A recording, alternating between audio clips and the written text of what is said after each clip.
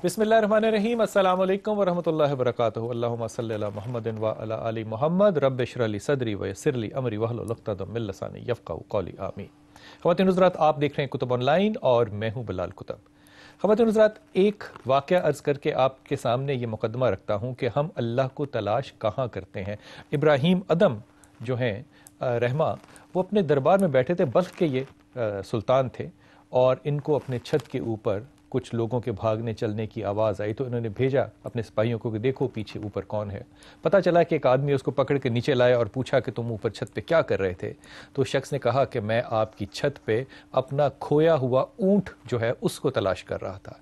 इब्राहीम अदम अलैहिर्रहमा कहते हैं कि बेवकूफ़, जो बादशाहों के महल होती हैं इनकी छतों पे ऊँट ढूंढ रहे हो, कैसी बात करते हो। उसने इब्राहीम अदम से एक जुमला कहा जिसके बाद इब्राहीम अदम जो है इब्राहीम अदम रहमा बन गए। कहते हैं कि इब्राहीम, अगर तुम महल में खुदा तलाश कर सकते हो तो मैं छत पे खुदा तलाश क्यों नहीं कर सकता। ख़वातीन के साथ एक जुमला जो है इंसान की पूरी तकमील जो है उसको बदल देता है। आप कहते हैं, इब्राहीम अदम कहते हैं कि मेरा उस्ताद जो है वो एक स्याह फाम हबशी है। पूछा क्यों। कहा कि मैं कहत पढ़ा था बल्ख में, तो मैं बाज़ारों में देखता था कि ये शख्स जो है ये गाना गाते और नाचते घूमते फिरता है। तो मैंने इससे कहा कि सारे शहर में कहत पड़ा है, तुझे किस बात की खुशी है। इस स्याह फाम ने कहा कि मैं जिस आका का ग़ुलाम हूँ, मेरे आका के पास बहुत गल्ला है, इसलिए मुझे इस कहत का कोई गम नहीं है। इब्राहीम कहते हैं कि इसके बाद मुझे ख़याल आया कि जिसको मैं आका मानता हूँ और जिसका मैं ग़ुलाम हूँ, ये सारी दुनिया तो उसी की है, तो फिर मुझे किस बात का गम। ख़वातीन के साथ एक एक कदम, एक एक जुमला जो है हमें खुदा की शनाख्त के लिए एक रास्ता तयन कर सकता है अगर हमारी नीयत और अल्लाह की रहमत हो। ख़वातीन के साथ आज हमारे साथ इंतहाई मोतबर शख्सियत, और मैं जितना बड़ा उस्ताद हो ज़ाहिर सवाल भी उतना ही मुख्तलिफ होना चाहिए। मैं अपनी हैसियत में कोशिश करूँगा कि आज आपके सामने इस महीने की निस्बत से वो शख्सियत अपने पैगम्बर, अपने महबूब, अपने आका की लेकर आऊँ जो अक्सर हमारे सामने नहीं आती। हम अक्सर अपने रसूल सल्लल्लाहु अलैहि वसल्लम को इस शख्सियत से इस तरह से जानते जो अहदीस हम तक पहुंची, और ये इसमें ज़्यादातर जिक्र जो होता है वो बादस नबूवत का होता है। लेकिन आज हमारे साथ हैं इंतहाई मोहतरम मौलाना तारिक जमील साहब। अस्सलाम वालेकुम वरहमतुल्लाह सर। वालेकुम अस्सलाम वरहमतुल्लाहि वबरकातुहू। हज़रत आपके आशिक रसूल होने की निस्बत से आपके आगे जुर्रत कर रहा हूँ सवाल रखने की कि हम हमेशा रसूल पाक सल्लल्लाहु अलैहि वसल्लम को रहमतुल आलमीन के हवाले से जानते हैं, रसूल होने के नाम से, नबी होने के वास्ते से जानते हैं, लेकिन कभी भी हमने ऐसा नहीं देखा या ऐसा कम सोचा है कि मोहम्मद बिन अब्दुल्ला को हम कैसे जानते हैं, मोहम्मद बिन अब्दुल्ला का तारुफ कैसा है। अगर आपसे मैं ये सवाल करूं कि रसूल पाक सल्लल्लाहु अलैहि वसल्लम का इस तरह से मोहम्मद बिन अब्दुल्ला के हवाले से निस्बत से आप कैसे समझते हैं कि मोहम्मद बिन अब्दुल्ला का तारुफ जो है वो आज के ज़माने में हमें कैसे देखना चाहिए और आपकी नज़र इस पे किस तरह से है। जी बिस्मिल्लाहिर्रहमानिर्रहीम वस्सलातु वस्सलामु अला रसूलिहिल करीम व अला आलिहि व सहबिहि अजमईन। बिलाल भाई, मोहम्मद बिन अब्दुल्ला सल्लल्लाहु तआला अलैहि वसल्लम अपने बाप अब्दुल्ला ही नहीं बल्कि नस्ल इंसानी और हजरत आदम ही नहीं बल्कि ज़मीन आसमान की पैदाइश से, बल्कि जिब्रील, मिकाईल, इज़राइल, इसराफील के पैदाइश से भी पहले अल्लाह ताला ने उनको वजूद बख्शा। वाह वाह, बेशक। तो मेरी शनाख्त मेरा बाप है कि उससे मैं मंसूब हूँ, लेकिन आपके हवाले से, आपकी हस्ती से आपके ख़ानदान की शनाख्त है, आपके कबीले की शनाख्त है, बल्कि कुल कायनात की शनाख्त है। कि पहले मैं एक हदीस सुनाता हूँ। अल्लाह के नबी ने फरमाया, मेरे अल्लाह ने मेरे 10 नाम रखे, मैं मोहम्मद, मैं अहमद, मैं माही, मैं हाशिर, मैं आकिब, मैं फातिह, मैं खातिम, मैं अबुल कासिम, मैं ताहा, मैं यासीन। अब ये यासीन ज़हन में रहे پھر دوسری حدیث اس کے ساتھ بیان کرتا ہوں کہ اللہ کے محبوب صلی اللہ علیہ وسلم نے فرمایا کہ اللہ تعالیٰ نے کائنات کی پیدائش سے 1000 سال پہلے، یا ایک روایت میں 2000 سال پہلے، تو کائنات کی عمر سائنسدان بتاتے ہیں 25 سے 30 ارب سال ہے۔ بے شک۔ تو جبکہ نہ زمین، نہ آسمان، نہ چاند، نہ تارے، نہ سورج، نہ سیارے، نہ جبریل، نہ میکائیل، کچھ بھی نہیں، بس اللہ ہے۔ تو اس وقت اللہ تعالیٰ نے سورہ یاسین کی تلاوت فرمائی، واہ واہ۔ اور فرمایا اللہ تعالیٰ نے، سورہ یاسین کو قرآن کا دل کہتے ہیں، بے شک بے شک۔ اور وہ دل ہونے کی وجہ یہ پہلی آیت ہے، اس کا سٹارٹ ہے نا، وہی اس کا دل کیا ہے۔ نکتہ، واہ واہ یاسین والقرآن الحکیم واہ۔ انک لمن المرسلین علی صراط مستقیم، یہ 3-4 جملے ہی اس کا دل ہیں۔ بے شک یاسین، وہ پہلے نام آپ کے ذہن میں ہوگا۔ بے شک بے شک۔ مجھے قسم ہے قرآن حکیم کی، آپ میرے رسول ہیں، ہاں ہاں ہاں ہاں، واہ واہ واہ۔ اور آپ، میں گواہی دیتا ہوں، آپ صراط مستقیم پر ہیں۔ بے شک۔ تو اگر سامنے کوئی نہ ہوتا تو پھر عربی کا جملہ ہوتا انہو لمن واہ، المرسلین، ماشاء اللہ کہ ماشاء اللہ ماشاء اللہ۔ وہ جو آئیں گے وہ میرے رسول ہیں۔ ہاں ہاں، یہاں کاف ضمیر خطاب کے لیے ہوتی ہے انک لمن المرسلین، کہ اور پھر یہ جو انا اور لام ہے، جب یہ جمع ہوتے ہیں تو یہ بھی ایک قسم کا معنی دیتے ہیں۔ تو یہ 2 قسمیں ہو گئیں، ایک انا، ایک والقرآن الحکیم، اور ایک انکا اور لام لمن المرسلین۔ تو اللہ تعالیٰ 2 قسمیں اٹھا کے ارشاد فرما رہے ہیں کہ آپ میرے رسول ہیں اور آپ سیدھے راستے پر ہیں۔ سبحان اللہ۔ تو ابھی تو کائنات بھی نہیں بنی، واہ اور سبحان اللہ، ملک بالکل قسمیں اٹھا رہے ہیں اور فرما رہے ہیں کہ آپ میرے رسول ہیں اور سیدھے راستے پر ہیں، سیدھے راستے پر ہیں۔ تو لہذا اللہ تعالیٰ نے ایک ہستی کو چنا، اپنا حبیب بنایا، اپنا محبوب بنایا، رسالت کا تاج پہنایا، جبکہ کچھ بھی نہیں تھا ابھی۔ بے شک۔ تو پھر اسی کے مطابق آپ نے آپ کو خاندان بھی دینا تھا، واہ سبحان اللہ سبحان اللہ سبحان اللہ نسل بھی دینا تھا۔ سبحان اللہ۔ یقیناً بجعلناکم شعوبا وقبائل، وہ اللہ تعالیٰ نے بنائے ہیں شعوب بھی، قبائل بھی۔ اور اللہ تعالیٰ کے نبی کا فرمان ہے کہ الناس کالمعادن کالذهب والفضة، کہ جیسے کانوں کی حیثیت مختلف ہے، سونے کی قیمت الگ ہے، چاندی کی الگ ہے، ایسے ہی لوگ بھی اللہ کی بارگاہ میں، اور اللہ تعالیٰ نے جو لوگ بنائے ہیں ان میں بھی یہ صفات کے اعتبار سے وہ مختلف ہیں۔ سبحان اللہ۔ تو اللہ تعالیٰ نے آپ کو، بلکہ ایک دفعہ آپ نے ارشاد فرمایا کہ اللہ تعالیٰ نے ان اللہ تخیر القبائل، اللہ تعالیٰ نے تمام کائنات کا تمام بشر بنی آدم کے قبائل کو سامنے دیکھا، اور اس میں سے فاختار العرب، اللہ تعالیٰ نے عرب کا انتخاب فرمایا۔ ثم تخیر العرب، پھر اللہ تعالیٰ نے عرب کو پرکھا، فاختار مضر، پھر اس میں سے آپ نے مضر کو چنا۔ آپ کی پشت میں ایک سردار آتے ہیں۔ ثم تخیر مضر، پھر اللہ تعالیٰ نے مضر کی نسل کو دیکھا اور پرکھا، فاختار قریش، اس میں سے اللہ تعالیٰ نے قریش کو چنا۔ قریش کا اصل نام فہر ہے، اور قریش مشہور ہوئے اپنی وہ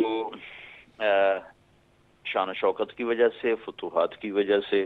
قریش ویل مچھلی کو کہتے ہیں، جیسے ویل مچھلی سمندر میں راج کرتی ہے، تو فہر نے عرب پہ راج کیا تو قریش کا لقب پایا۔ صحیح۔ پھر تخیر قریش، پھر اللہ تعالیٰ نے قریش کو پرکھا، قریش کی نسل کو، فاختار ہاشم، پھر اس میں سے اللہ تعالیٰ نے ہاشم کو چنا۔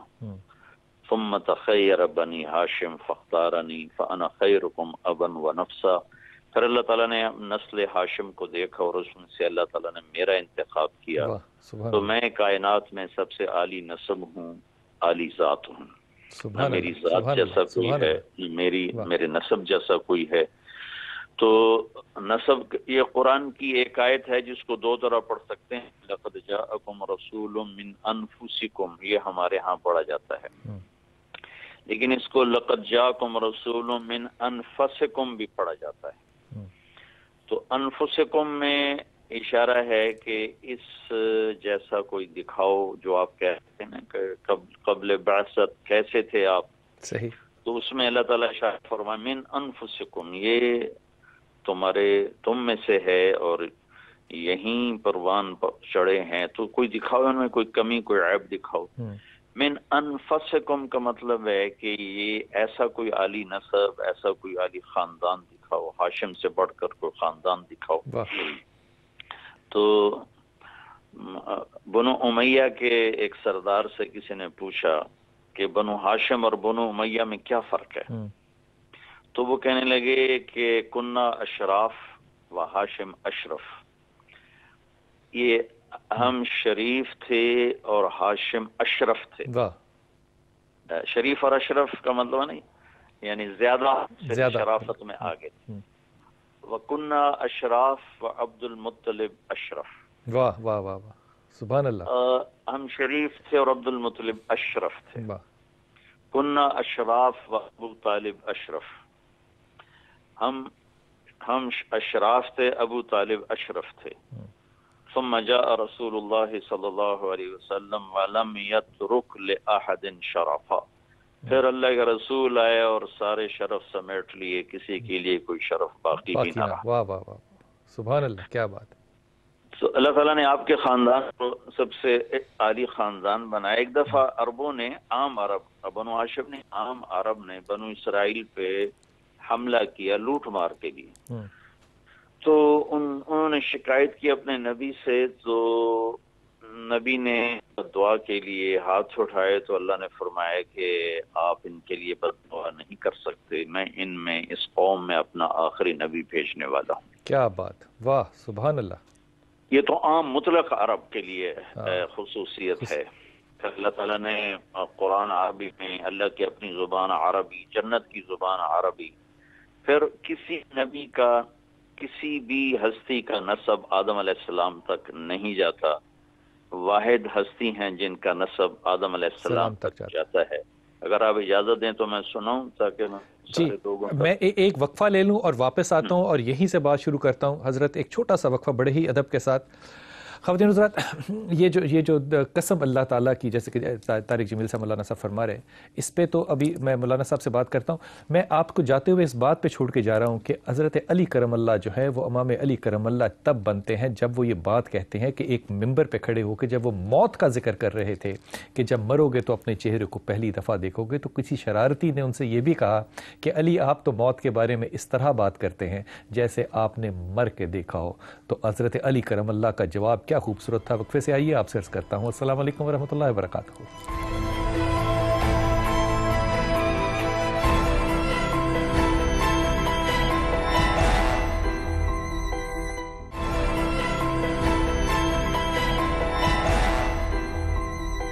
بسم اللہ الرحمن الرحیم۔ خواتین حضرات، میں وقفے پہ جانے سے پہلے حضرت علی کرم اللہ کے خطبے کی بات کر رہا تھا کہ آپ موت کے بارے میں فرما رہے تھے، تو کسی نے کہا کہ علی آپ تو موت کے بارے میں اس طرح آسانی سے بات کریں جیسے آپ نے مر کے دیکھا ہو۔ اس پہ حضرت علی کرم اللہ کا جواب سنیے، کہتے ہیں کہ اگر علی نے 70 دفعہ بھی موت کا مزہ چکھا ہوتا تو رب کعبہ کی قسم علی موت پہ یقین نہ کرتا جتنا یقین علی کو اللہ کے رسول کی کہی ہوئی بات پہ ہے۔ یہ میں بات جب آپ کو بتا رہا ہوں تو میں اپنے لہجے میں نہیں، یہ میں آپ سے کہہ رہا ہوں جو میں نے رسول پاک صلی اللہ علیہ وسلم سے سنا۔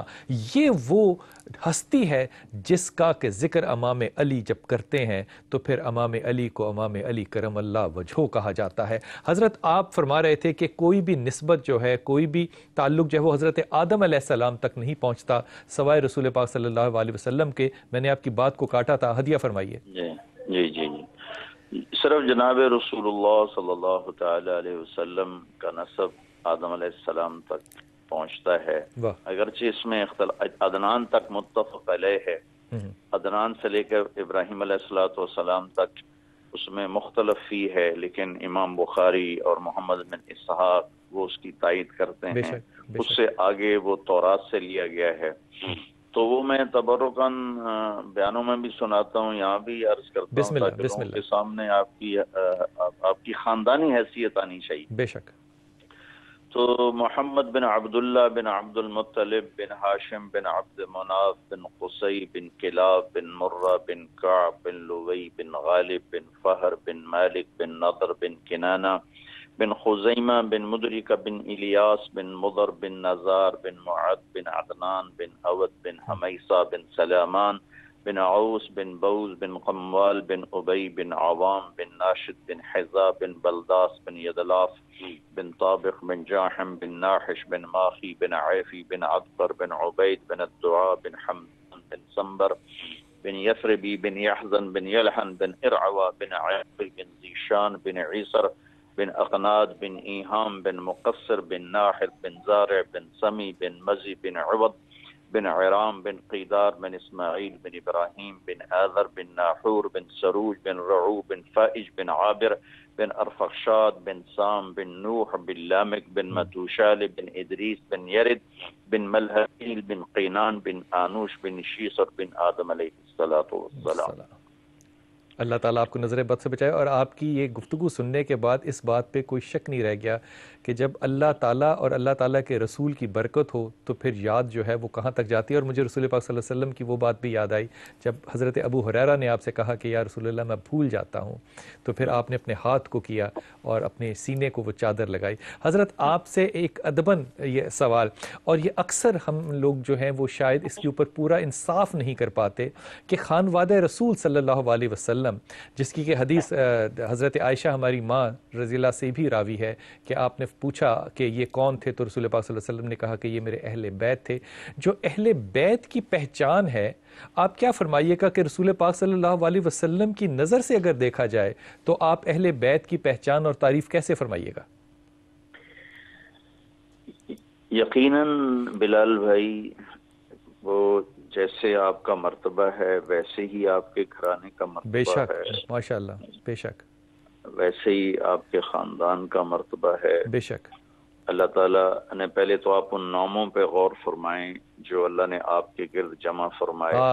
ماشاءاللہ، ماشاءاللہ، والد کا نام عبداللہ جو عبدیت کے معنی میں، بے شک، ماں کا نام آمینہ جو امن کی علامت ہے، واہ واہ، اور دودھ پلانے والی کا نام حلیمہ جو حلم کی علامت، بے شک، ماشاءاللہ، ماشاءاللہ، کیا نکتہ ہے، واہ۔ قبیلے کا نام سعد جو سعدیہ کہلاتی ہیں جو سعادت کی علامت ہے، واہ، اور آپ کی جو اس وقت دائی تھیں جن کے ہاتھوں آپ دنیا میں تشریف لائے ان کا نام تھا شفا، شفا، جو ویسی شفا تو ویسی شفا کے معنی میں استعمال ہوتا ہے۔ آپ کے خاندان کا نام ہاشم ہے، ہاشم کا اصل نام عامر تھا۔ ہاشم کہتے ہیں روٹی کو شوربے میں توڑ کر اوپر سے گوشت ڈال کے کھلانے والے کو ہاشم کہتے ہیں۔ کیا خوبصورت، واہ واہ واہ واہ واہ، کیا بات، کیا بات، کیا ہاشم جی، نام آپ کا عامر ہے، ہاشم تو آپ کا لقب پڑ گیا سخاوت کی وجہ سے۔ ٹھیک۔ اور آپ کے لائے ہوئے دین مبارک کا نام اسلام ہے جو سلامتی کی علامت ہے، اور عقیدے کا نام ایمان ہے جو امن کی علامت ہے۔ واہ واہ واہ واہ واہ، ماشاءاللہ، ماشاءاللہ۔ تو یہ آپ ساری چیزیں دیکھیں کتنے خوبصورت انداز سے اللہ تعالیٰ نے ان کو ہمارے گرد جمع کیا ہے، اللہ کے نبی کے گرد جمع کیا ہے۔ تو ویسا ہی اللہ نے آپ کو خاندان بھی دیا، ویسا ہی آپ کو گھرانہ دیا، آپ کو اللہ تعالیٰ نے بیگمات دیں تو خود انتخاب فرمایا، بے شک۔ اور اللہ تعالیٰ نے قرآن میں کہا کہ یا نساء النبی لستن کا احد من النساء، کہ اے میرے نبی کی بیگمات آپ جیسی کوئی خاتون نہیں ہے۔ بے شک۔ پھر اللہ نے اپنے حبیب سے فرمایا کہ ولا ان تبدل بہن من ازواج ولو اعجبک حسنہن، اے میرے محبوب اب آپ ان کے علاوہ کسی اور سے شادی بھی نہیں کر سکتے، اور ان میں سے کسی کو آپ طلاق بھی نہیں دے سکتے چاہے کوئی اور آپ کو پسند بھی آئے۔ اور پھر تیسری جگہ ولا ان تنکحوا ازواجہ من بعدہ ابدا، ہر آدمی کی موت پر اس کا رشتہ کٹ جاتا ہے، لیکن اللہ تعالیٰ نے فرمایا کہ میرے حبیب دنیا سے پردہ فرمائیں گے تو ان کا نکاح باقی ہے، ختم نہیں ہوا، کیا بات، تو واہ آپ ان کی بیگمات سے شادی بھی نہیں کر سکتے۔ واہ واہ واہ، ماشاء اللہ، کیا نکتہ فرمایا، واہ۔ تو یہ تو آپ کے گھر کی، آپ کے ازواج مطہرات کی بات ہے، اور یہ واحد نبی ہیں جو اپنی بیگم کے سینے پر سر رکھے ہوئے دنیا سے پردہ فرمایا۔ بے شک، حضرت عائشہ کا فرمان ہے مات فی سحری و نحری، اللہ کے محبوب کا انتقال میری گردن، میری ٹھوڑی اور سینے کے سینے کے سر درمیان رکھے ہوا، ہوئے بالکل، ہوا۔ بخاری شریف، ماشاء اللہ، بالکل۔ جی جی۔ پھر اس کے بعد آپ کی اولاد ہے، تو اللہ تعالیٰ نے اللہ کے رسول صلی اللہ تعالی علیہ وسلم نے جب حضرت حسن پیدا ہوئے تو آپ نے پوچھا علی کیا نام رکھا ہے؟ تو انہوں نے عرض کی جی حرب کہتے ہیں جنگجو کو، تو آپ نے فرمایا نہیں، اس کا نام ہے حسن۔ پھر حسین پیدا ہوئے 10 مہینے کے بعد، تو آپ نے پوچھا کیا نام رکھا ہے؟ کہا جی حرب کا نہیں، اس کا نام ہے حسین۔ اور دوسرے موقع پر پھر آپ نے فرمایا کہ یہ 2 نام جب سے آدم کی نسل چلی ہے اللہ نے میرے بچوں کے لیے سنبھال کے رکھے ماشاء اللہ، ہوئے، واہ واہ واہ واہ واہ، یہ نام اور کسی کو نہیں دیے گئے، یہ پہلی دفعہ میرے بچوں کو یہ نام دیے جا رہے ہیں۔ اور پھر آپ نے ارشاد فرمایا کہ سیدہ شباب اہل الجنت الحسن والحسین، جنت کے نوجوانوں کے سردار ہیں حسن اور حسین۔ بے شک۔ اور اپنی 3 بیٹیاں تو آپ کے سامنے چلی گئیں، چوتھی بعد میں گئی ہیں، تو ان کے بارے میں فرمایا سیدۃ نساء اہل جنت فاطمہ، جنت کی عورتوں کی سردار ہیں حضرت فاطمہ سیدہ۔ اور حضرت علی کا ہاتھ پکڑ کر اپنے سینے کے قریب کر کے فرمایا کہ یا علی اترضى ان یکون منزلک مقابل منزلی فی الجنہ، اے علی کیا تو راضی ہے کہ جنت میں تیرا گھر میرے گھر کے سامنے؟ ہائے ہائے ہائے، تو حضرت علی رو دیے اور عرض کیا یا رسول اللہ میں راضی ہوں۔ اور پھر آپ نے ارشاد فرمایا کہ یا اللہ میں ان دونوں سے پیار کرتا ہوں، تو بھی ان سے پیار فرما، اور جو ان سے پیار کرے ان سے پیار فرما، اور جو ان سے بغض رکھے ان سے تو بغض رکھ۔ ایک دفعہ جمعہ کا خطبہ جو واجب ہوتا ہے، اور وہ اس کا سننا بھی واجب ہو، خطبہ دینا بھی واجب، آپ خطبے کے لیے ممبر پر کھڑے تھے، مسجد بھری ہوئی تھی، تو دونوں بھائی کھیلتے ہوئے دروازے پر آ گئے، تو آپ نے ایک دم خطبہ چھوڑا اور لوگوں کو چیرتے ہوئے باہر نکلنے لگے، تو سب صحابہ پریشان ہو گئے کہ آپ کو کیا ہوا؟ پیچھے مڑ کے دیکھا تو آپ تیزی سے تشریف لے گئے اور حسن حسین کو اٹھایا اور لا کر ممبر پر بٹھایا، کسی سے نہیں کہا کہ میرے بچے ان کو پکڑا دو میرے پاس پہنچا دو، بلکہ خطبہ چھوڑ کر خود تشریف لے گئے اور ان کو لائے اور اپنے پاس بٹھایا۔ حسن کو دائیں طرف بٹھاتے تھے اور حسین کو بائیں طرف، حسن کو دائیں طرف اٹھاتے تھے، حسین کو بائیں طرف، اور فرمایا کرتے تھے حسن میرا بیٹا ہے، حسین علی کا بیٹا ہے۔ اور اس میں وجہ یہ تھی کہ حضرت حسن سر سے لے کر کمر تک بالکل اپنے نانا کی تصویر تھی، اور کمر سے پاؤں تک اپنے باپ کی تصویر تھے۔ حسین اس کا الٹ تھے، وہ سر سے لے کر کمر تک اپنے باپ کی تصویر تھے، اور کمر سے لے کر پاؤں تک اپنے نانا کی تصویر تھے۔ تو اس مشابہت کی وجہ سے آپ فرمایا کرتے تھے کہ حسن میرا بیٹا ہے اور حسین علی کا بیٹا ہے، اور آپ دونوں سے کھیلتے تھے۔ یوں ان کو گھر میں تشریف لاتے جناب فاطمہ، سیدہ فاطمہ رضی اللہ عنہا کے، فرماتے این اللقع، وہ میرے شرارتی بچے کہاں ہیں؟ قربان جائیے، واہ۔ تو حضرت فاطمہ ان کو بھیجتی، تو بلال بھائی آپ اپنے بچوں کے لیے گھوڑا بن جاتے، 2 ہاتھ زمین پر، دونوں گھٹنے زمین پر ٹیک دیتے اور ایسے آؤ بچوں میری کمر پہ چڑھ جاؤ۔ دونوں کو یہ وہ ہیں قاب قوسین او ادنا ہیں، یہ ذہن میں رہے، اور مقام محمود کو مزین کرنے والی ہستی ہیں اور شفاعت کبریٰ کے مالک ہیں۔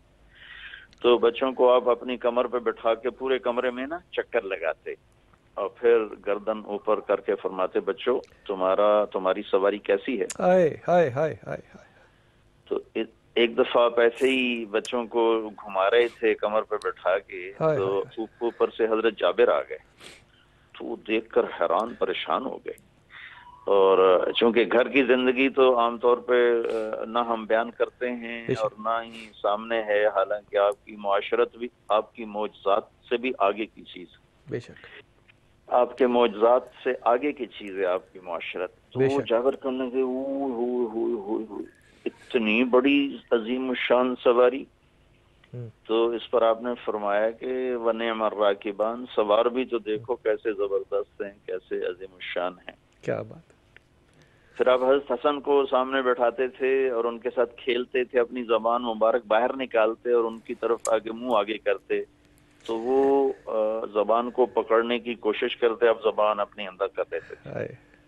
پھر آپ زبان باہر نکالتے، وہ آگے پکڑنا چاہتے، پھر آپ اندر کر لیتے تھے. پھر آپ ان کے ساتھ کشتی بھی کھیلتے تھے اور ان کی کشتی بھی کرواتے تھے. ایک دفعہ دونوں کی کشتی کروا رہے تھے، حسن حسین کی، اور حسین کو شاباش دے رہے تھے، حسین شاباش، حسین شاباش. تو اماں نے کہا، حضرت فاطمہ نے، یا رسول اللہ آپ حسین کو شاباش دیے جا رہے ہیں، حسن کو نہیں دے رہے. تو آپ نے فرمایا یہ جبریل میرے پاس کھڑا ہے، یہ حسین کو شاباش دے رہا ہے، تو میں بھی حسین کو شاباش دے. سبحان اللہ، سبحان اللہ، سبحان اللہ. یہ آپ کا گھر ہے، یہ سبحان آپ کا اللہ، سبحان اللہ، سبحان یہ اللہ، آپ کے اہل البیت ہیں. اور سبحان اللہ. اور نماز کے دوران کئی دفعہ ایسا ہوا کہ یہ نفل نہیں، سنت نہیں، فرض نماز میں کبھی حسن آپ کی کمر پہ چڑھ جاتے، کبھی حسین آپ کی کمر پہ چڑھ جاتے، اور جب تک وہ بچے اترتے نہیں تھے آپ سجدے سے سر نہیں اٹھاتے تھے، سر نہیں اٹھاتے. اور کبھی ایسا بھی ہوا کہ آپ رکوع میں جاتے تو حضرت حسن بھاگ کے آتے اور آپ کے ٹانگوں میں گھس جاتے تھے، اور آگے سامنے سے پیچھے نکل جاتے، پیچھے سے سامنے نکل آتے. لیکن آپ نے کبھی بھی ان کو اس سے منع نہیں فرمایا. بلکہ ایک دفعہ آپ کا سجدہ بہت لمبا ہو گیا تو صحابہ نمازی پریشان ہوئے کہ یہ کیا مسئلہ بنا. تو پہلی صف والوں نے تھوڑا سا آنکھ اٹھا کے دیکھا تو حسن کمر پہ بیٹھے تھے. تو ایک آدمی نے آگے ہاتھ کیا کمر سے نیچے اتارنے کے لیے، تو آپ کی نظر پڑ گئی، وہ کوہنیوں کے جب اٹھی ہوتی ہیں تو اس میں سے آپ کی نظر پڑی، تو آپ نے اپنا ہاتھ اٹھا کر اس کو اشارہ کیا کہ بچے کو کھیلنے دو، کھیلنے دو. جب وہ اترے تو پھر آپ نے سجدے سے سر اٹھایا. یہ آپ کے اہل البیت ہیں، یہ آپ کا گھرانہ ہے. اور اہل البیت کا مصداق ہیں آل عقیل، آل علی، آل جعفر، آل عباس. ان سب کو اہل البیت کہا جاتا ہے. جن پر صدقہ حرام ہے، جن پر زکوٰۃ اور صدقہ حرام ہے، ان کے لیے ہدیے کا حکم ہے، صدقہ ان کے لیے نہیں ہے. یہ بھی آپ کی نسب کی پاکیزگی کی وجہ سے ہے. کیا بات، کیا خوبصورت بات، نسل کی پاکیزگی کے لیے. واہ واہ واہ واہ واہ. کیونکہ زکوٰۃ کو مال کا میل کچیل کہا جاتا ہے. یہ اور میل کچیل آپ کے اہل بیت کے لیے نہیں ہے. حضرت ایک چھوٹا سا وقفہ لوں گا، میں آپ کی بات کو بڑے ادب سے یہاں پہ روک رہا ہوں. ایک چھوٹا سا وقفہ لوں گا اور واپس آئیں گے. خواتین حضرات، جب بات ہو اہل بیت کی اور زبان ہو مولانا طارق جمیل کی تو پھر سوائے آنسوؤں کے آپ کے پاس اور ہدیہ کوئی نہیں رہ جاتا. وقفہ لیجیے اور واپس آئیے. السلام علیکم ورحمۃ اللہ وبرکاتہ.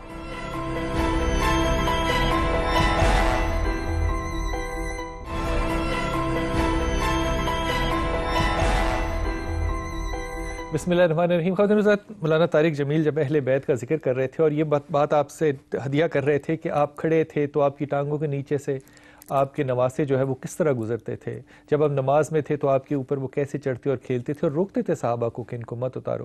جب آپ یہ فرما رہے تھے تو میرے ذہن میں ایک نہ چاہتے ہوئے بھی ایک تصویر بنتی چلی جا رہی تھی کہ میرا محمد کیسے کھڑا ہوگا اور یہ نواسے کیسے کھیلتے ہوں گے.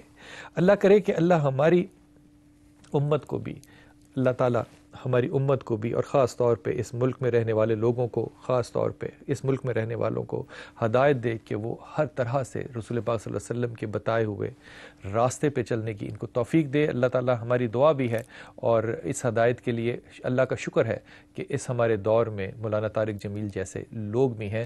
حضرت آپ سے ایک انتہائی ادب سے سوال کرتا ہوں، اور میری یہ جرت جو ہے کسی اور سے سوال کرنے کی شاید ہو ہی نہیں سکتی، لیکن آپ بڑے استاد ہیں، آپ سے یہ جسارت میں کر بھی سکتا ہوں.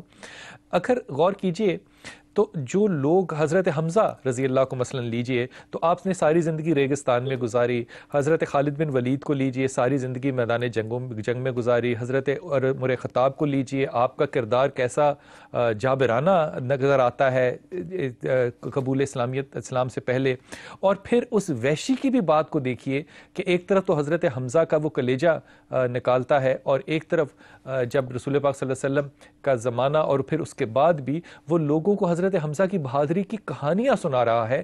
سوال دل میں یہ پیدا ہوتا ہے کہ اللہ کے رسول کے پاس وہ کون سی تربیت گاہ تھی، وہ کون سی کردار کی چھڑی تھی، وہ کون سی دعا تھی، وہ کردار کی تکمیل کے لیے کیا اختیار کرتے تھے جس سے یہ بدو جو ہیں آج ہم ان کو صحابہ رضی اللہ کہہ کے یاد کرتے ہیں، اور رسول کی ہمارے پاس جو زندگی ہے وہ انہی صحابہ سے ہم تک پہنچی۔ اس پہ ذرا غور فرمائیے۔ جی بلال بھائی، اللہ تعالیٰ کے محبوب صلی اللہ تعالی علیہ وسلم کی تمام صفات ایسی ہیں کہ وہ ہمارے حد بیان سے باہر کی چیز ہے۔ بے شک ہے۔ دو ہستیاں ہیں جن کو ہم کسی طرح بھی پوری طرح احاطہ نہیں کر سکتے، ایک اللہ ہے، ایک اللہ کا حبیب۔ واہ واہ واہ واہ واہ واہ واہ، قربان، کیا بات ہے، کیا خوب، بالکل، بے شک بے شک بے شک بے شک۔ تو اس میں جو تربیت کے لیے جو ایک تو آپ کی صحبت ہی سب سے بڑی دولت تھی، نعمت، سبحان اللہ، بے شک۔ جی، دوسرا جو میں سیرت سے ایک اور جو قرآن سے ایک چیز جو میرے سامنے آتی ہے، اور بار بار بھی میں نے جو سیرت کو دیکھا، قرآن کو، تو اس میں نظر آتی ہے آپ کی حد درجے کی محبت اور نرمی اور شفقت اور درگزر۔ اس چیز نے ان خونخوار مزاج رکھنے والی قوم کو رضی اللہ عنہ بنا دیا۔ بڑا خوبصورت جملہ استعمال کیا، میں ڈرتا تھا یہ جملہ استعمال کرتے ہوئے، واہ ماشاءاللہ۔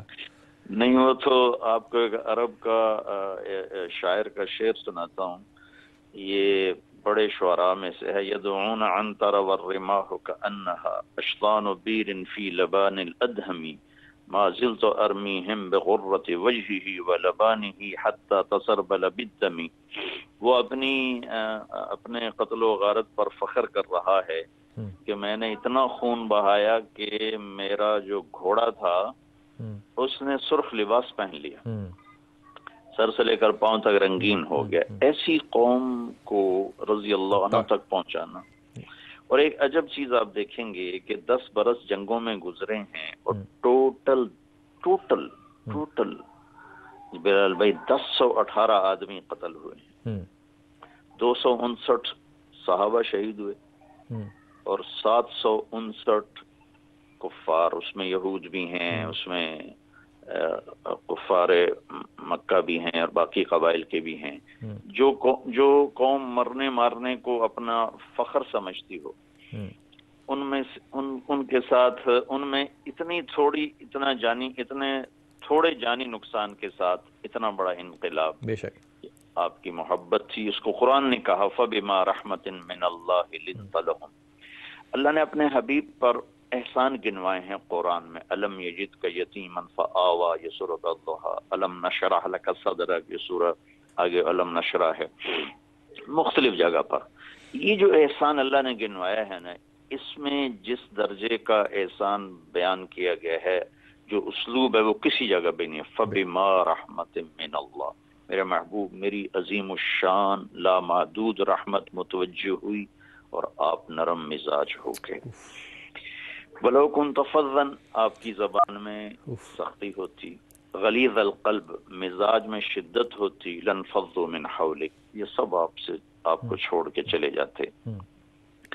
یہ محبت تھی جس نے لوگوں کو کھینچا اور ان کو مطیع بنایا، اور یہ واحد گروہ ہے 1.25 لاکھ صحابہ کا جن کو ان کی زندگی میں ہی جنت کی بشارت ملی۔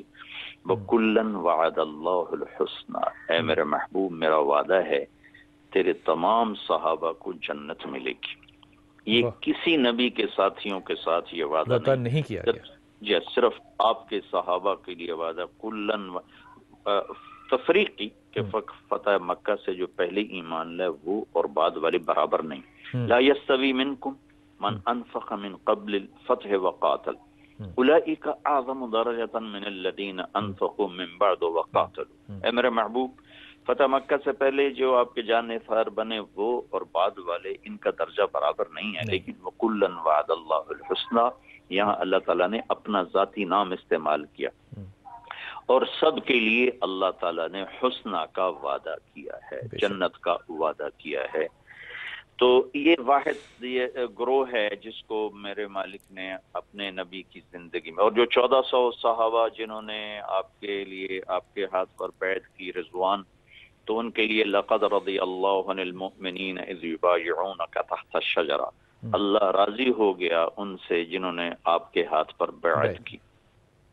پھر اہل بدر کے بارے میں اللہ کے نبی نے فرمایا کہ اللہ تعالیٰ کا فرمان ہے اہل بدر جو مرضی کریں میں نے ان کو معاف کر دیا ہے۔ کیا بات ہے۔ اور پھر آپ نے نامزد کر کے فرمایا ابو بکر جنتی، عمر جنتی، عثمان جنتی، علی جنتی، طلحہ جنتی، زبیر جنتی، سعد بن ابی وقاص جنتی، عبد الرحمن بن عوف جنتی، ابو عبیدہ بن جراح جنتی، سعید بن زید جنتی، جن کو ہم عشرہ مبشرہ کہتے ہیں، وہ یہ حضرات ہیں۔ آپ کی محبت حد درجے کی درگزر، اس نے دل خرید لی، دل خرید لی۔ انسان کو خریدنے کا ایک ہی راستہ ہے، ہماری بسوں کے پیچھے نا بڑے الٹے سیدھے جملے لکھے ہوتے ہیں، لیکن میں ایک ویگن کے پیچھے دیکھا تو لکھا تھا دل برائے فروخت، اور نیچے لکھا تھا قیمت ایک میٹھا بول۔ واہ تو آپ کی محبت نے اور آپ کی شفقت نے ان کے دلوں کو کھینچ لیا۔ اور پھر ایک اور حدیث اس کی تائید کرتی ہے، آپ نے فرمایا مجھے بتاؤ اسلام کا سب سے مضبوط عمل کیا ہے؟ ایو علی الاسلام اوثق، تو صحابہ نے کہا نماز، آپ نے کہا نہیں نماز اچھی چیز ہے، حسنۃ وما ہی بہا، نماز اچھا عمل ہے لیکن وہ نہیں جو میں نے پوچھا ہے۔ تو صحابہ نے کہا الجہاد، جہاد، آپ نے کہا وحسن وما هو به، جہاد بھی اچھا عمل ہے لیکن وہ نہیں جو میں نے پوچھا۔ پھر انہوں نے کہا جی صدقہ، حج، روزہ، اب ہر ایک پر کہتے نہیں نہیں نہیں۔ تو پھر صحابہ نے کہا اللہ و رسولہ اعلم، پھر اللہ اس کا رسول جانتا ہے۔ تو آپ نے فرمایا اسلام کا سب سے مضبوط عمل آپس میں اللہ کے لیے محبت کرنا۔ واہ واہ واہ واہ واہ واہ واہ واہ، بس یہ حاصل گفتگو حضرت، حاصل گفتگو یہی ہو گیا۔ واہ کیا خوبصورت بات، کیا خوبصورت بات۔ حضرت آپ سے اجازت اور اس دعا کے ساتھ کہ اللہ تعالیٰ آپ کا سایہ ہمارے سروں پہ قائم رکھے، اور یہ جو آپ ہدیہ کرتے ہیں اللہ اور اللہ کے رسول کا پیغام، اللہ اس کام کو بھی ہمیشہ جاری رکھے۔ خواتین حضرات، میں شکریہ تو نہیں طارق جمیل صاحب کا ادا کر سکتا، لیکن اللہ سے دعا ضرور کر سکتا ہوں کہ اے اللہ، جس طرح کہ آپ نے اپنے صحابی کو جو کہ آپ کا خدمتگار تھا اس سے پوچھا کہ تمہیں کیا چاہیے، تو اس نے کہا یا رسول اللہ مجھے جنت میں آپ کا ساتھ چاہیے، تو آپ نے فرمایا کہ دنیا میں اس زمانے میں جو جس سے محبت کرے گا روز قیامت وہ اسی کے ساتھ اٹھایا جائے گا۔ اس دعا کے ساتھ رخصت کہ اللہ تو ہمیں محمد کے چاہنے والوں میں سے اٹھانا، اس دنیا میں بھی اور آخرت میں بھی۔ اللہ تعالیٰ آپ کو بہت خوشیاں دے اور خوشیاں بانٹنے کی توفیق عطا فرمائے۔ السلام علیکم ورحمۃ اللہ وبرکاتہ۔